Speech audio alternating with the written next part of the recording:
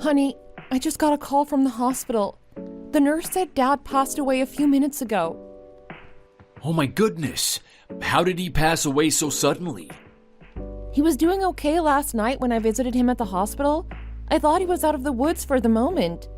His doctor said there seemed to be a couple more days, but things took a sudden downturn. His condition deteriorated so fast, and there was nothing the doctors could do for him. I wanted to be there for his last moments, but here I am being an undutiful daughter again. I regret not visiting and calling my sick dad more often. I used raising a child and supporting my husband as an excuse, but looking back now, I realized that I was too selfish. I thought I was doing my best, but now I feel like I fell short. On the day he was first diagnosed with colon cancer, I felt like my world was falling apart. He was my rock and only family after my mom's passing early in my childhood. He was everything I had, and the thought of losing him killed me. I remember feeling completely lost and helpless, like I didn't know what to do or how to help him. Over the years, I somehow got tired of watching him go through chemotherapy, hospitalization, and discharges, and I wasn't there when he might need me. I blame myself for not being there for him during those difficult times. He was there by himself all alone.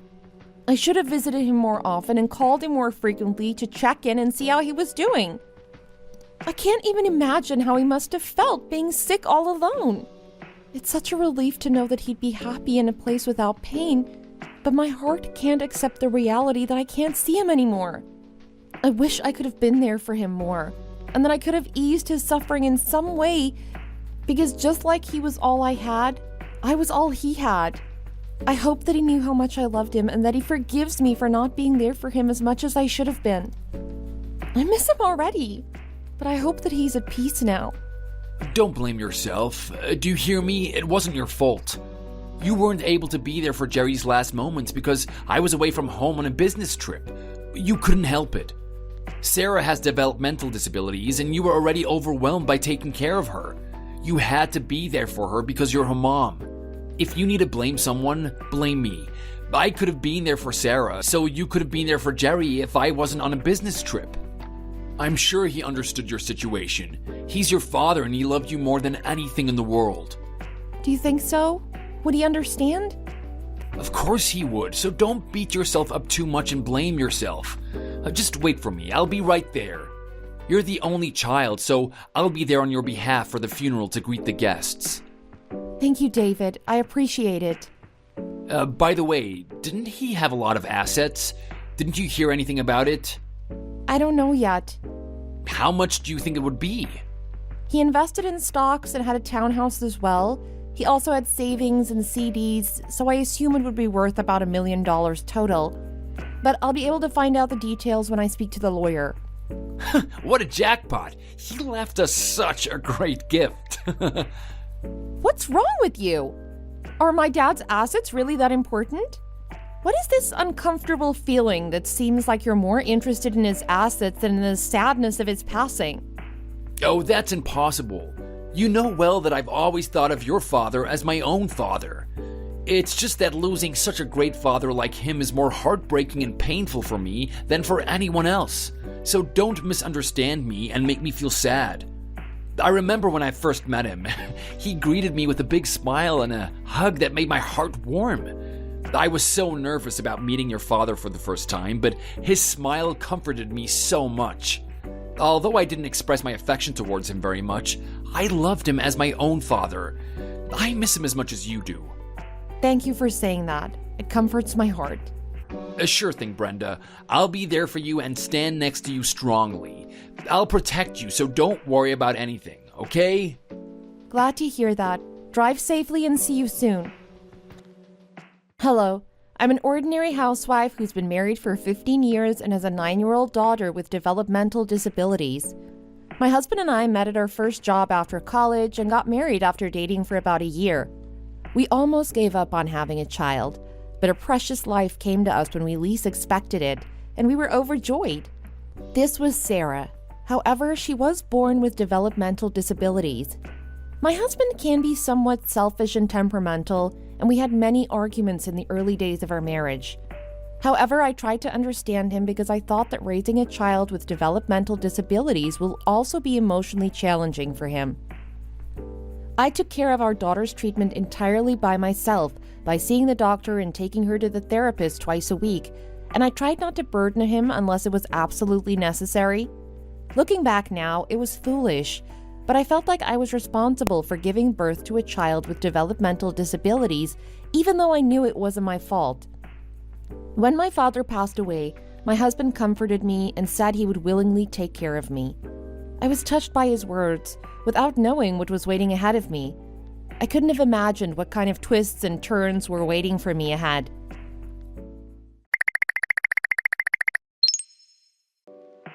Where are you, David? Where did you go in the middle of the funeral? Weren't you welcoming the guests? Oh, I'm sorry, honey. Something urgent came up, so I stepped out for a second. Sorry for not giving you a heads up. What kind of urgent matter? It's nothing important. You don't need to worry about it. I'll be back before you know it, so please welcome the guests instead of me while I'm out here. It won't take long.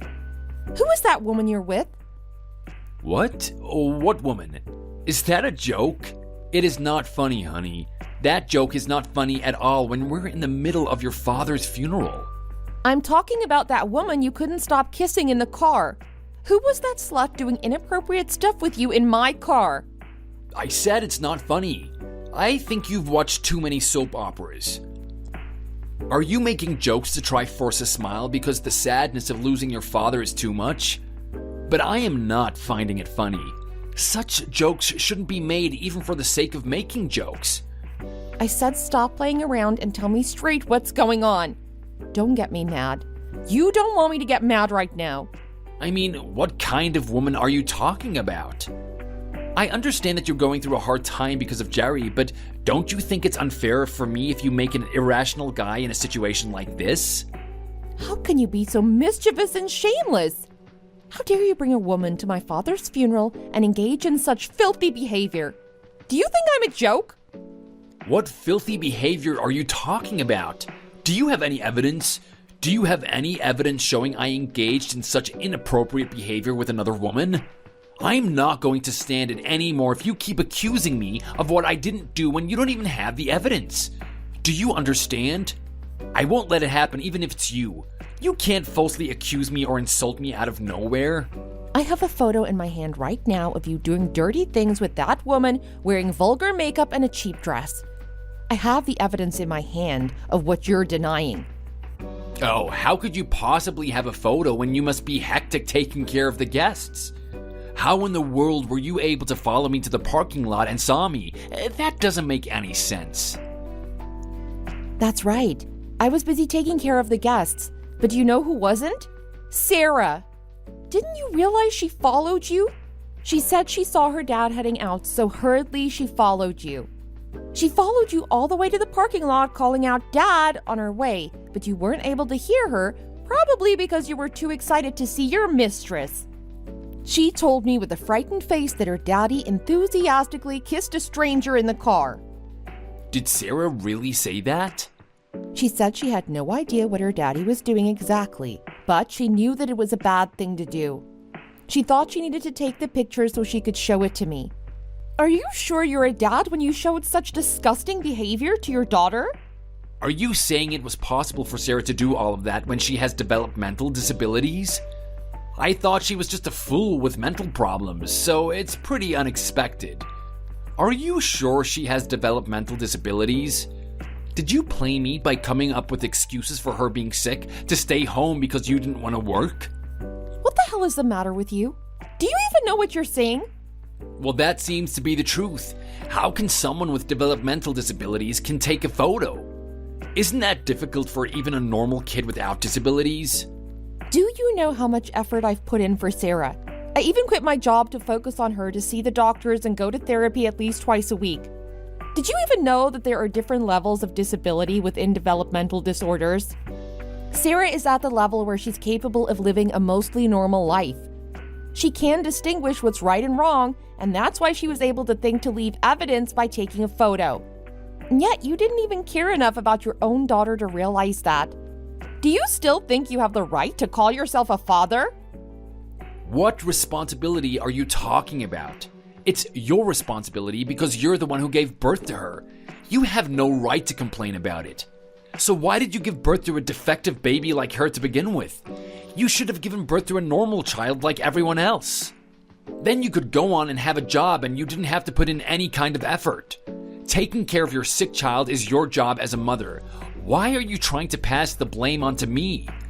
You're just trying to blame me for something you caused. Stop blaming others and take responsibility for your own actions. I never blamed others. Sarah has been my everything from the moment she was born. She is a gift from God, whether she's a child with developmental disabilities or not. She is the best gift I've ever gotten. I'm thankful for her every day. So, stop talking about her or the responsibilities and change the subject. Since when was it? Since when were you cheating on me behind my back? Didn't you have the decency to wait at least until the funeral was over? Why did you have to bring her to my father's funeral? Why do you want to know? What are you going to do about it? Are you going to divorce me or something? Now your father has passed away. Are you sure you're ready to be an orphan after getting a divorce? Are you trying to make Sarah grow up without a father like you who struggled to grow up without a mother? A dad like you who's so despicable and didn't even bother to stop his disgusting behavior with another woman in front of his daughter doesn't have to exist. I'm saying a dad who's not ashamed of showing such behavior in front of his daughter doesn't have to exist. Actually, she'll be better off without someone like you. What did you say? She told me everything. She happened to have eye contact with you, but you pretended not to see her and then continued to kiss that bitch in front of her. Why did you have to do that? Pretending not to see her and knowing that she already saw everything. Didn't you consider the pain and confusion she would feel? Are you still lying about it and pretending it didn't happen when she witnessed everything? Do you trust a single word spoken by a kid with developmental disabilities? Are you that stupid? Now I can tell that her disabilities came from you. I never knew you were that stupid. Then it's a marriage fraud because you never told me you had mental disabilities. I'm so shocked that I can't even speak.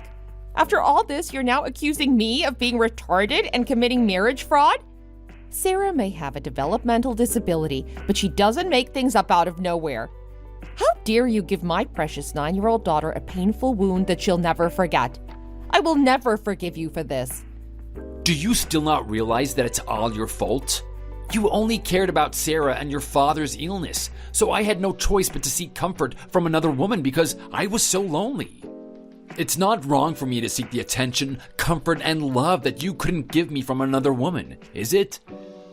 It's like going to an orthopedic doctor when my shoulder, back, or legs hurt. I just happened to meet a woman who filled the void in my heart and my need for love. Don't you even understand such a thing as my wife? You should have paid more attention to me. Everything happened because you were negligent about me. I told you to look at yourself before blaming others. Are you blaming me for your infidelity? Who's the one that just ate and watched TV and played games and refused to even have a conversation with me? What was that again? You felt empty and wanted love? Do you think I didn't feel the same way? I also wanted comfort and love just like you did.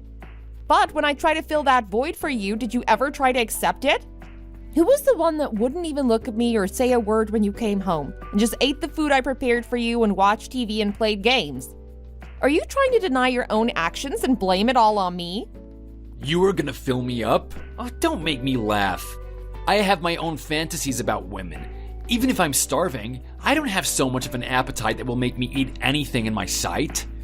I'm sorry that I'm not physically attracted to a shrunken, skinny body without curves on withered skin. You have a face covered in wrinkles, freckles, and fatigue, and you wear loose and shabby clothes all the time. I'm sorry that I'm not physically attracted to your pitiful, plain, and lowly woman like you. Hold on. What on earth are you babbling about so excitedly? Do you honestly think that your lack of involvement in parenting and household chores has nothing to do with my weight loss? If you had been more proactive in helping out around the house, maybe I wouldn't have had to become the shrunken, skinny body without any curves. It's not like I enjoy looking like a walking skeleton, you know? And don't even get me started on the fact that I'm basically running this entire household on my own. Taking care of a sick child is hard enough as it is. But when you add in all the other responsibilities like taking care of your parents, cooking, cleaning, and everything else, it's no wonder I haven't been able to gain any weight. Yet here you are acting like you have no idea what's going on. Oh, and let's not forget about the fact that we're both getting older. Did you really think that you could just pop a beauty pill and magically maintain the same appearance you had 15 years ago? Newsflash, that's not how it works. Look in the mirror and know your place. Do you think all the nonsense you just said justifies your infidelity? Did you actually believe everything you said makes sense? Infidelity? If anything, staying married to you is infidelity to her. Don't you dare insult my love with such vulgar words just because you find it hard to listen to. Falling in love is not a crime, especially when life feels suffocating and bleak. It's the first time in a long while that I felt butterflies in my stomach. She fills my emptiness and gives me a love that no one else in this world can. Don't all men experience this kind of love at least once in their lifetime? I mean, don't we all need to experience this kind of love? Once my heart's battery is fully charged with love, I was gonna stop. So why couldn't you wait patiently instead of foolishly creating this mess? Is there anything good that comes out of bickering with each other? Haven't you heard the saying, 3 years of deafness, 3 years of blindness for married couples who spend their entire lives together? If we're gonna be together for the rest of our lives, wouldn't it be wiser for you to embrace your husband with your broad mind, pretend to be deaf or blind to certain things, and move on with a forgiving heart? You ran towards me like this, looking for a fight, but what good does it do?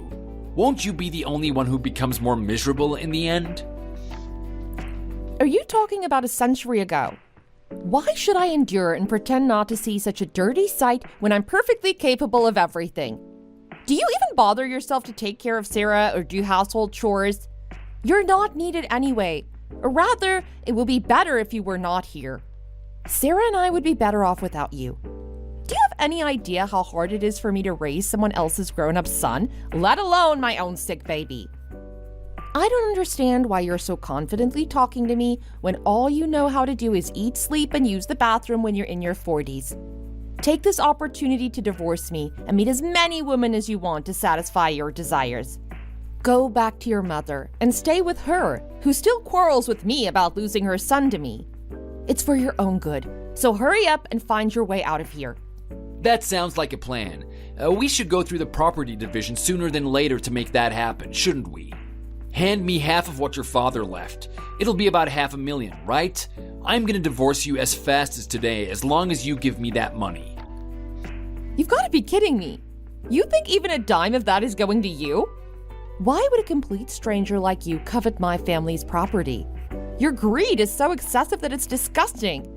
Can you please be more appropriate? Didn't Jerry always say that a son-in-law is also a son? He said he considered me as his own son. I'm entitled to the property because I'm his son. He thanked me 1,000,000 times for being responsible for his daughter and granddaughter, so this is how he should repay me. You didn't forget how grateful he was to me, did you? I don't think so. He didn't like his son-in-law because he knew how you were to me and Sarah. So he was just trying to flatter you, hoping his words would make you a decent human being. You're incredibly stupid for not even understanding the meaning behind his words. By the way, I met with the lawyer this morning. He informed me that my dad wrote a will a long time ago stating all of his assets are to be passed down only to me. How much of a poor and insufficient son-in-law must you have been for him to have drawn such a clear line and guarded me and his assets against you so perfectly? I'm crying again at my dad's deep love for his unworthy daughter. I may have been an insufficient daughter, but my father was a wonderful father until the very end of his life. Damn it! He really did hit the nail on the head like a sly fox. All this time, Jerry had been sweet-talking me, calling my name with a smile and complimenting me. But behind my back, he was up to no good, huh? As they say, you can know the path of a snake in the grass, but you can't know what's in a person's heart. It was amazingly correct. I had no idea he would stab me in the back. How dirty and despicable. Hey, I'm the one who's supposed to say that to your ugly face. Don't you dare speak ill of him with your treacherous, despicable, and contemptible mouth. You haven't bothered to pay him a visit even once during his long time of illness, have you? Who the hell do you think you are talking about getting stabbed in the back? My father should be the one who wasn't able to close his eyes peacefully because he was worried about his daughter and granddaughter. It was such a relief that he was able to see the true side of you and wrote a will a long time ago. If he'd not done that, he wouldn't have been able to close his eyes even in the afterlife because he felt so unfair. Okay then, we don't get a divorce then. We're still legally married if we don't get a divorce, which means I have rights to your father's assets along with you. I'll stop cheating and seeing other women and be faithful to you and Sarah. That's what you want, right? Happy now? Then your father will peacefully go to heaven or whatever without worrying about anything. Isn't that the least good you can do for him? Why are you such a parasite? I know you love money so much, but please preserve dignity like any human should do. I'm saying I want to get rid of you. Don't you understand English? How much simpler do I have to explain it to an adult in his 40s? I'm saying I want to break up with you, who doesn't know how to help or doesn't have the willingness to help with household chores or childcare. I'm saying I don't want to live with you anymore, who never loved his own daughter, but showed her things that shouldn't be shown. I'm saying I don't even want to talk to you anymore, you who only knows how to eat, sleep, drink, and cheat. But I don't know why you don't know when to step away. How much longer should I go on before you understand? How much more miserable do you have to become before you give up? Let me give you a piece of advice. Don't rely solely on Jerry's assets like a fool. Do you need to experience how miserable your life will be as a widow raising a developmentally disabled daughter for the rest of your life? Do you think you can live with just $1 million until the day you die? You might end up being scammed and lose everything. Do you think someone who has been a mom and a housewife for the past 10 years can manage that money well? $1 million is not as much money as you think. Do you understand? I have a lot more than you do, so keep your lectures to yourself, okay? Stop with the nonsense and go home and pack your stuff right frickin' now. I'm gonna sell the house that my dad bought for me, and I'm gonna move into his place with Sarah. You should run to your mom's arms since you're not welcome with me or Sarah anymore. Ask your mom to hold you warmly and tightly as you feel empty and hungry for love, okay? The car you have been having filthy stuff with your mistress is what my dad bought me. So I want you to drag her out of my car and hand the keys to me immediately. I don't care who she is and how she ended up with you. Just get her out of my car. For the inside of my car that you two damaged, I'll get the estimates and file for compensation for damages tomorrow. I'll also file for alimony for the dirty adultery you committed, so be prepared for it. Oh no. Oh, why did things turn out like this, honey? Maybe I was crazy. I must have done everything wrong, and I'll make sure something like this never happens again. I'll go back to the funeral right now and greet the guests properly and send Jerry off to heaven with sincerity. Please forgive me. I'm begging on my knees for you to forgive me. Don't even think about coming back to the funeral.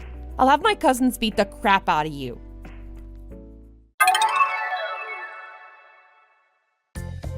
After what happened, I got what I wanted, a divorce from my husband and custody of my daughter.